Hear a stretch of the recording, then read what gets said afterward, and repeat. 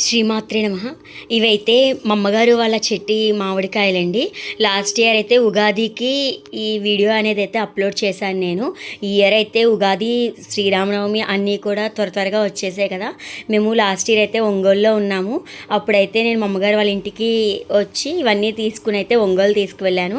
మా ఫ్రెండ్కి అయితే దీంతో చేసిన పచ్చడి అనేది చాలా ఇష్టం. మామిడికాయ పప్పు అలాంటివి చేసుకునేదనమాట. ఇప్పుడైతే మా అమ్మగారు వాళ్ళ ఇంటి నుంచి తీసుకొచ్చి మా అత్తయ్య గారు వాళ్ళకి ఇచ్చాను. తనైతే చూపిస్తే ఈ ఫొటోస్ అనేది కొంచెం మిస్ అయ్యానండి. ఆ డేస్ అయితే గడిచిపోయిన రోజులు ఎప్పుడు కూడా బాగుంటాయి కదా. నాకైతే అవన్నీ మెమరీస్ గుర్తొచ్చాయి వీడియోస్ చూస్తున్నప్పుడు. మా నాన్నగారు అయితే పర్పుల్ కలర్ క్యాబేజ్ కూడా పండించారండి. ఇంకా క్యాబేజీ మొక్క కూడా ఉంది.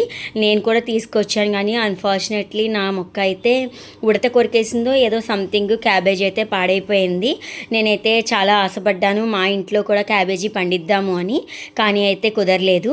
ఇదిగోండి, ఇది చిన్న క్యాబేజీ మొక్క. పర్పుల్ కలర్ క్యాబేజ్ మొక్క కూడా ఇచ్చారు. ఇదిగో ఇలా సెట్ చేశాను మా కార్డర్లో, కానీ ఏంటంటే అవి బాగా రాలేదు. హోప్ చేస్తున్నాను పర్పుల్ కలర్ క్యాబేజ్ ఏమైనా వస్తుందేమో అని. ఇదిగో ఈ మామిడికాయలతో అయితే జీడావకాయ పెట్టాను అన్నాను కదండి, లాస్ట్లో పిక్ యాడ్ చేశాను. మీకు ఎలా అనిపించింది ఈ వీడియో అనేది కమెంట్ సెక్షన్లో చెప్పడం మర్చిపోకండి. Please like, share and subscribe my channel. Thank you for watching.